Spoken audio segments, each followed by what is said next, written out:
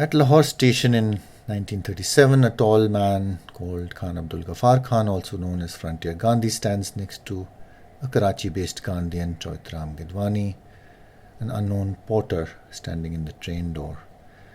3 years later, Khan is surrounded in the inside of the train by people, among them a young full-turbaned Sikh, and at an unknown frontier location, at an unknown time, Khan is surrounded by members of the non-violent army he organized, called the Khudai Khidmatkars or Red Shirts. In 1969, a much older Khan is seen in a painted photograph breaking a fast next to JP or Jayaprakash Narayan, who would soon become a key anti-Congress figure in the emergency.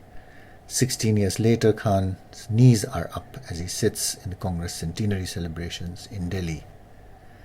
A day earlier, he was in a wheelchair being received by a delegation at Palam Airport, including a dark-suited man named Rajiv Gandhi. In October 1992, a cutout of Rajiv Gandhi in more traditional clothes fell in Bangalore, seriously injuring one person. We realize this is after Rajiv's death, which took place in May of 1991. A day after his death, here is the forensic scientist Chandrasekharan showing how Rajiv's body lay after the bomb exploded. 1 month after that, Chandra is seen testing a lie detector on a colleague. 12 years later, in the foreground, Chandra is finally ready to publish his investigation on the Rajiv Gandhi assassination case, as seen by the PowerPoint on his desktop. Meanwhile, daily life intrudes and appears at the gates of the Forensic Science Lab in Madurai, while in the historical background, the light bulb appears as part of the prehistory of the computer age, where, for example, telephone numbers had to be found manually in line indexes, operated mostly by women operators. Computers as an object of interest to forensic investigators, carrying light bulbs. Computers as gifts given in this case by the Dalit Panthers of India at Chennai, and computers as a way to generate your future, your astrological future or Kundali. By now, computers can be used for anything from rescuing youth from terrorism to making them collect freedom CDs instead. Here is Mehbooba Mufti inaugurating a computer lab in Anantnag in South Kashmir, sitting in a still plastic chair.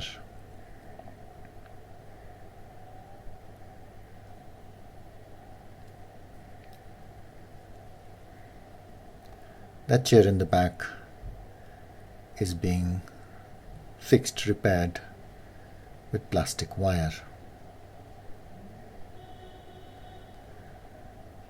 These chairs are flying, these 4 chairs are flying in the air on a Srinagar street. The 5 below them are being carried by a BSF Jawan in Kashmir.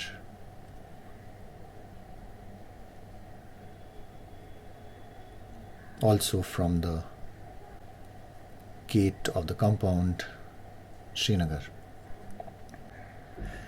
The faraway gate turns into Aman Setu, a bridge between neighbors, in a photograph taken by the journalist Shujaat Bukhari, who was shot dead in Srinagar in 2018. The Srinagar street had a small cloud of tear gas that grows bigger when the body of Nisar Ahmed is being carried in a photo taken by the photojournalist also named Nisar Ahmed. A tear gas explosion on a lawn in Hyderabad's Osmania University, next to men lying spread-eagled on another Hyderabad lawn, next to women on the lawns of the Chennai Police Commissioner's office.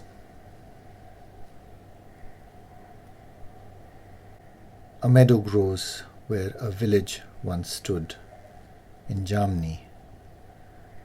Also in Jamni, an old banyan tree is set on fire for unclear reasons, which are the same reasons why an old tree giving shade is being cut on a Saturday afternoon in April in Chennai.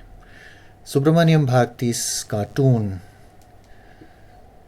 making fun of flightless bird humans cowering in the inside of trees during the freedom struggle is from the vast collection of Tamil language documents at the Roja Muthaiya Library, whose founder died from poisoning from the chemicals he used to preserve these documents.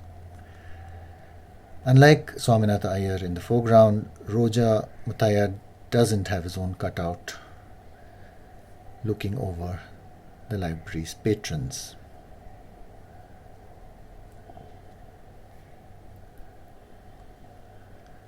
The Library of Jaffna in Sri Lanka hosted some 97,000 pieces of Tamil literary history when it was burned to a shell in 1981 in one of the sparks igniting civil war in Sri Lanka.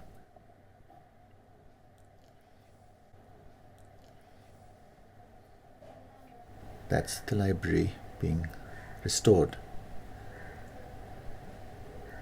Claims on languages in India, and especially in South India, go far back into rock inscriptions. How far can they go is the question.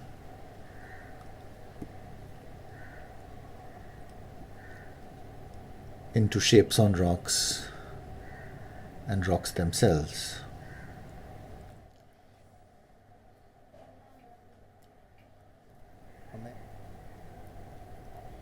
Here are some of the earliest ones being traced for analysis. Here are dancers painted on cave rocks, as seen in this reconstruction of the cave painter. And here is a dancer covered in plastic at the Film and Television Institute of India in Pune. When people gather in Trivandrum at a Kiss Against Fascism protest, they do so as audiences or as participants, that is, as kissers. Nearby, there are all kinds of cameras, professional cameras, amateur cameras, and cameras sold as commodities.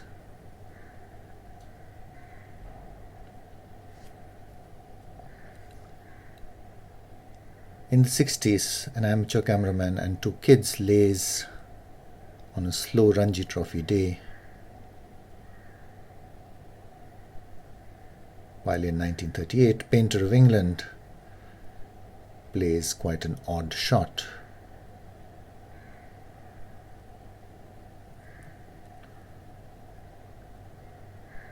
In Eden Gardens in 1967, the second display between a test of between India and West Indies is disrupted by a crowd burning, among other things, chairs. A crowd of farmers gathers on Annasalai, right next to the Hindus' office in Chennai, surrounding a seated Periyar, who we see on the right foreground being repainted black by a member of the Dravidar Kazhagam in 2018. The newspaper caption for the next photograph depicts Periyar as an obstruction to traffic, with auto rickshaws going on both sides of it. But this was also a deliberate caste politics move to install him directly in front of the Hindu's office. Inside one auto, a would-be bride laughs after a police complaint by her groom. And a tree planted 20 years ago by an auto rickshaw driver who's standing in front of it looms tall, while nearby another tree falls onto a three-wheeler during Cyclone Varda.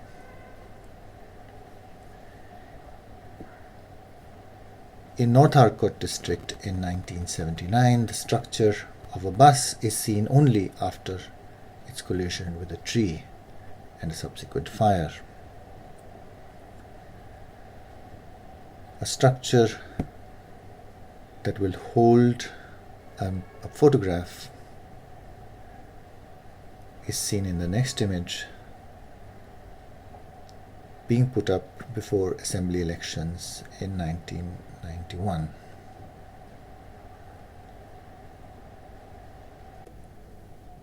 In 1985,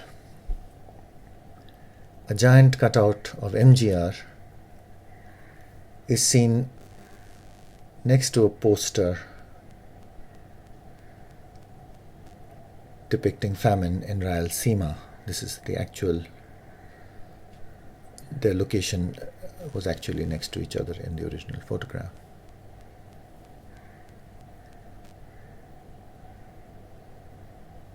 In the foreground, Jayalalitha's cutout image is flying away in the wind.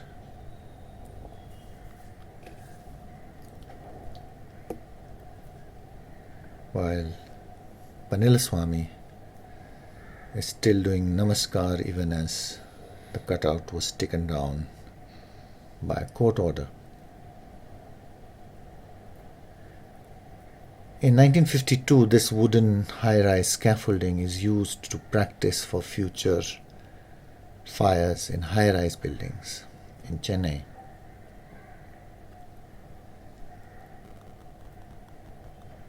In Delhi in the 1990s, in the foreground, an old man burns wood for a warming flame.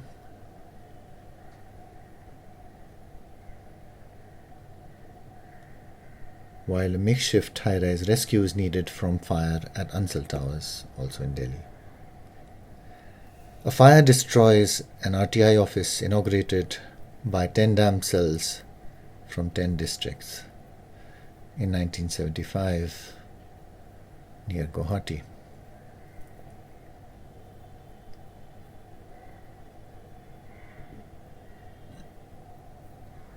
A crane punches out holes in walls after a fire, leaving the concrete structure intact.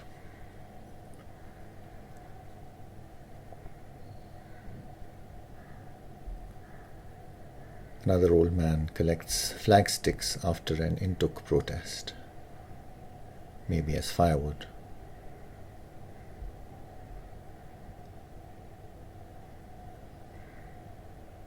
The artist group Sehmat in Delhi protests in favor of the film Fire.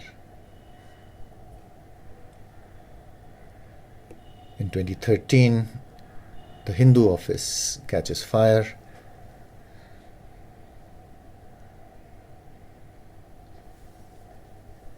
Its interiors are blackened. Its computers are wet from the firefighting, even as its neighbors in Anasalai look on. Farmville is a social game about ploughing, sowing, harvesting a good crop online.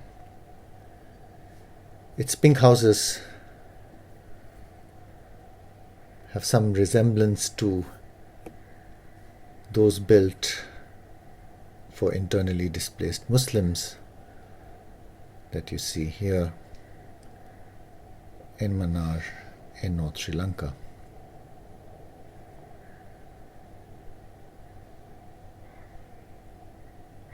It is the roofs of fire-hit huts that are missing or twisted in this painted picture in front of Chetput station in Madras. A forensic analyst and a policeman investigate a hole cut in the roof of the Egmore Express through which 5.38 crores of goods were reported stolen. And here are policemen guarding a Hindu temple in Karachi after the storming of the Babri Masjid in India. The Senate House, where this work was first shown in 2019, was built in an Indo-Islamic style by a British architect in 1879. Even as a great convocation happens on the inside, in about 1980, the road in front looks impossibly empty. But in 1966, a scooter accident nearby had appended unidentified bottles onto the road.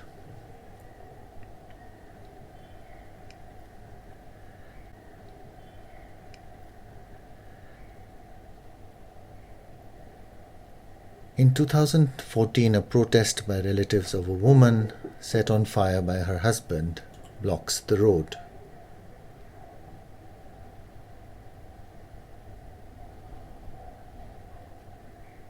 The highway in this case. This traffic policeman from Bangalore has no shoes or feet. He is a cutout.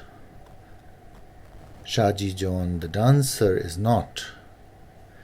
His pose reminds us of that of Kamala Devi's, hidden behind the snooker table as she lines up her shot in 1955. And here in close-up is Kamala Devi 40 years later in 1995.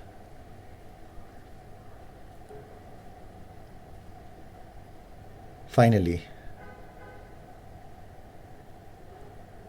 Mr. Duke of Kashmir shows us that we can play blindfolded too, and he prepares to send us back down the line.